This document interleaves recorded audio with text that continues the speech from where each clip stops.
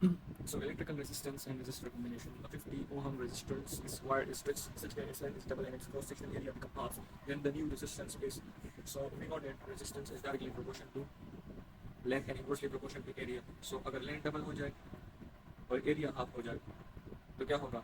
सो ये टू ऊपर चला जाएगा और ये बन जाएगा 2/2 4. So resistance will be 4 time increase. So पहले 50 था, अब 50 के साथ अगर हम 4 मल्टीप्लाई करें 4 टाइम इंक्रीज करें सो ये 200 ओहम बन जाएगा. A metal cube with resistance with side ln A, his electric and resistance are between opposite faces. What is the resistance between the opposite faces of a cube? The same metal with side of length 3A. So let's suppose हमने length के लिए A ले लिया. We know that R is directly proportional to length and inversely proportional to area. So हमने length के लिए for example A ले लिया और we know that area is meter square. So for area हमने ए स्क्वायर ले लिया इनिशियली.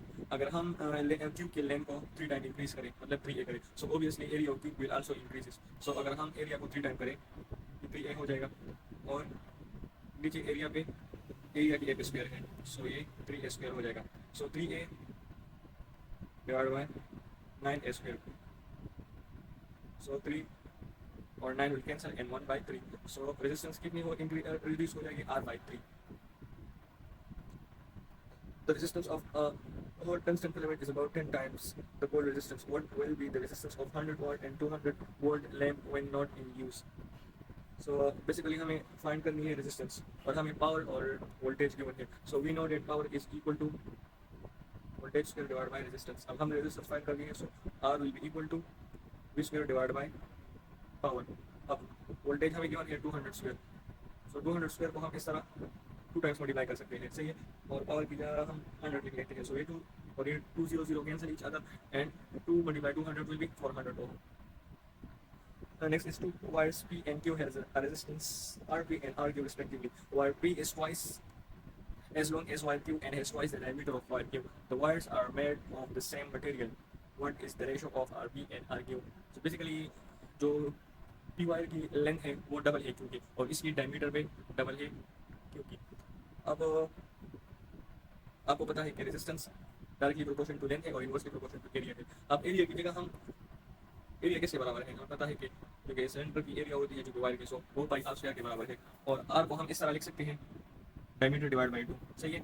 सो अगर हम यहाँ आर की जगह डायमीटर पुट करें सो ये बन जाएगी डी स्क्वायर डिवाइड बाई 2 और अगर हम यहाँ एरिया की जगह ये पुट करें सो अगर हम इन दोनों चीज़ों को नेगलेक्ट करें तो हमारे पास बन जाएगी R is directly proportion to length and inversely proportion to D square. अब वायर पी के हमने लेंथ भी डबल की है और डायमीटर भी डबल की है क्यू के मुकाबले में. सो दोनों को डबल करते हैं, लेंथ भी डबल हो जाएगा और डायमीटर भी डबल हो जाएगा. लेकिन डायमीटर भी स्क्वायर है और लेंथ स्क्वायर नहीं है. सो टू का स्क्वायर क्या आ जाएगा? 4 आ जाएगा. ये कैंसिल हो जाएगा 1/2 and 1/2 is equal to 0.5. So option A 0.5. Two copper wire S and T of equal length are connected in parallel. A potential difference is applied across the ends of this parallel arrangement. Wire S has a diameter 3 mm, wire T has a diameter of 1.5 mm. What is the value of ratio in current T and current S? So basically हमें resistance sorry diameter of wire given है और हमने find करनी है current of ratio.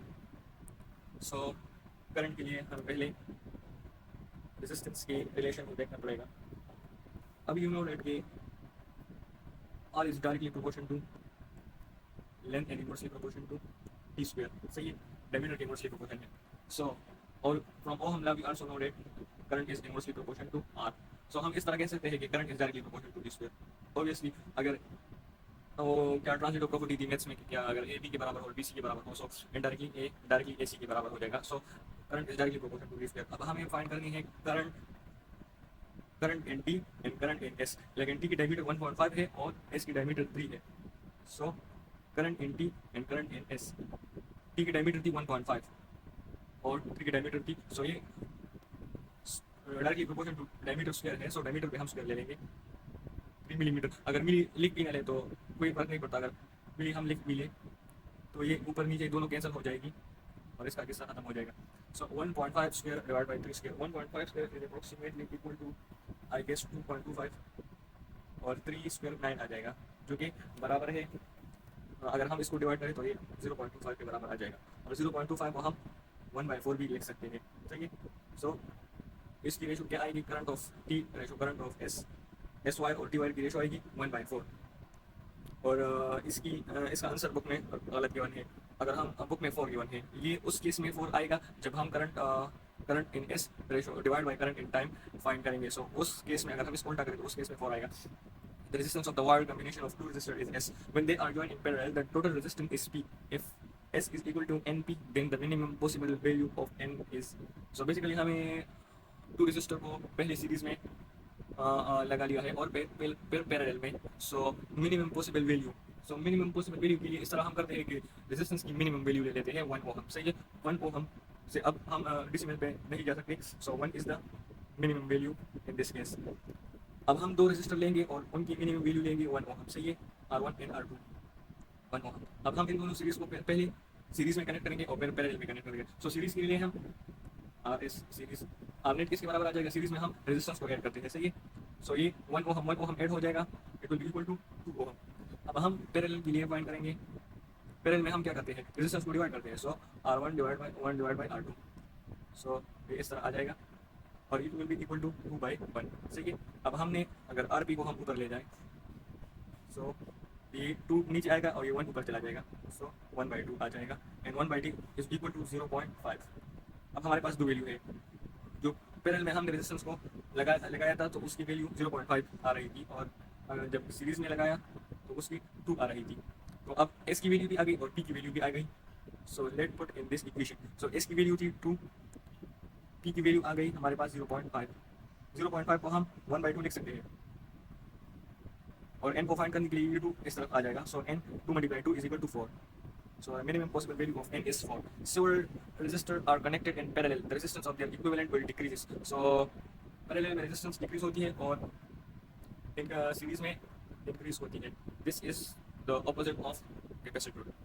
Capacitor की combination की opposite है, उसमें पैरेलल में इंक्रीज होती है और सीरीज में डिक्रीज होती है। In house circuit all electric appliances are connected in parallel between main line and neutral line application will have same potential difference. सही है, हम घर में जो चीज़ें लगाते हैं उसका सर्किट इस तरह बनाते हैं कि सारी चीज़ें पैरेलल में कनेक्ट हो ताकि सबको एक जैसा वोल्टेज मिले। Four resistors are connected in square as shown in the figure. So इसको लास्ट में सॉल्व करते हैं, इसमें बहुत ज़्यादा कैलकुलेशन है। The length of given cylinder wire is increase by 100% due to this diameter decreases then the change in the resistance of the wire will be. So MCQs कुछ इस तरह है कि हमने वायर को 100% वायर की लेंथ को हमने 100% बढ़ा लिया है। 100% का मतलब ये है कि उसको डबल कर दिया है। अगर 2 मीटर था तो 4 मीटर कर दिया है। अब अगर हम लेंथ बढ़ाएं सो डायमीटर पे क्या फर्क पड़ेगा। अगर लेंथ बढ़ाए वायर को स्ट्रेच करें so diameter will be half. अगर लेंथ को डबल किया है सो डायमीटर हाफ हो जाएगी। अब डायमीटर की वजह से जो रेजिस्टेंस में चेंज आएगा वो कितना आएगा तो उसको फाइंड करेंगे। So we know that resistance is inversely proportional to diameter square. सही है, अब डायमीटर को हमने हाफ कर दिया है तो हाफ का स्क्वायर क्या आएगा, हाफ का स्क्वायर 1/4 आएगा। सही है, और ये 4 ऊपर चला जाएगा। सो अगर हम डायमीटर को हाफ करें सो हाफ का स्क्वायर 4 आएगा 1/4 और resistance will B 4 time increases. अब लेट सपोज हमारे पास पहले रेजिस्टेंस 100% थी, अब ये 4 टाइम इंक्रीज हो गई डायमीटर की हाफ करने से, तो अब रेजिस्टेंस कितनी हो जाएगी 400% हो जाएगी। सही है, अब पहले 100 थी अब 400 बन गई। सो इसमें चेंज कितना आ गया, सो बेसिकली हमने चेंज फाइंड करना है। सो date is 300%।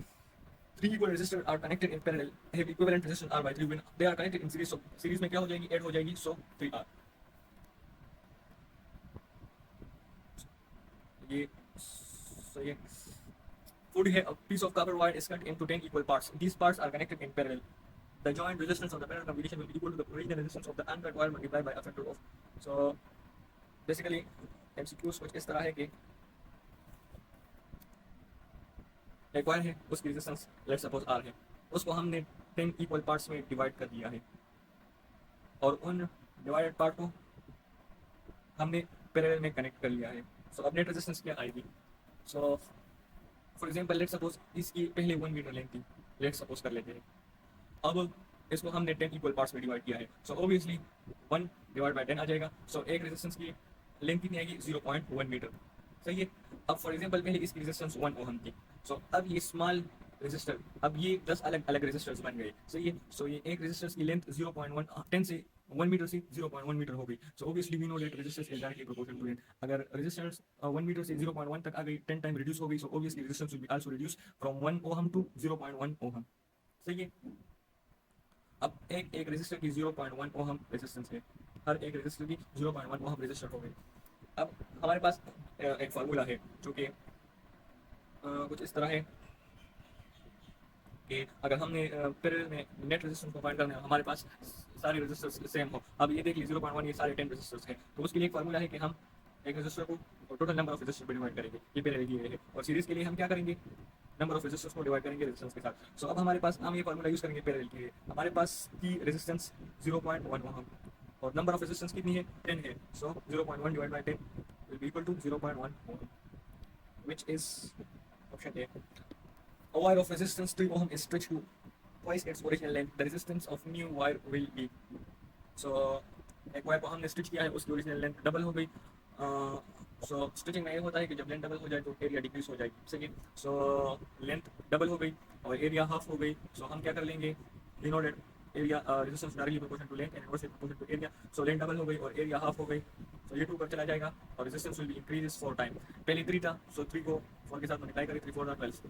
By how many times does the doubling of diameter of a wire and making it 10 times longer increases its resistance? तो बेसिकली एमसीक्यूज का मतलब ये है कि हमने लेंथ को 10 टाइम इंक्रीज किया है। अब हम डायमीटर को कितना बढ़ाएं, सही है कि फिर भी अगर हम डायमीटर के साथ इनवर्सली रिलेशन है रेजिस्टेंस की, लेकिन फिर भी हमारे पास रेजिस्टेंस इंक्रीज हो जाए। सो अगर हम ऑप्शन ए ले ली 2.5, सो लेंथ हमारे पास 10 है, R is directly proportional to length inversely proportional to area. So हमारे पास लेंथ 10 है, सही है। और अगर हम for example inversely proportional to D square resistance, तो अगर हम रेजिस्टेंस को 2.5 इंक्रीज करें, सो 2.5 समथिंग आ जाएगा 6.25 के I guess.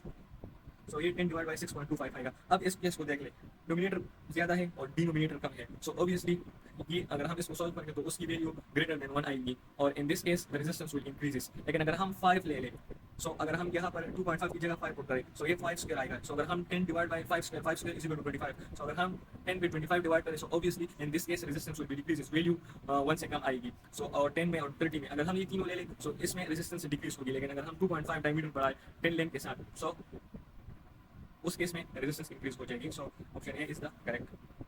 Using the resistor R1 and R2 singly in series and parallel combination, we can get 4 and 25 ohm respectively. So even होने वाला लिखा है बेसिकली 25 ओहम सीरीज में आएगा और 4 ओहम पैरेलल में आएगा। सो इसको 25 and 4 रिस्पेक्टिवली लिखना चाहिए था।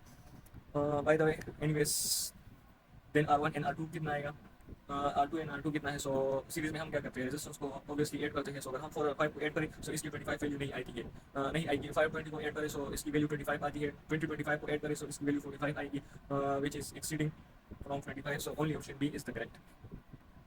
A wire of resistance 4 ohm is bent into a circle. The resistance between the end of the diameter of the circle is so.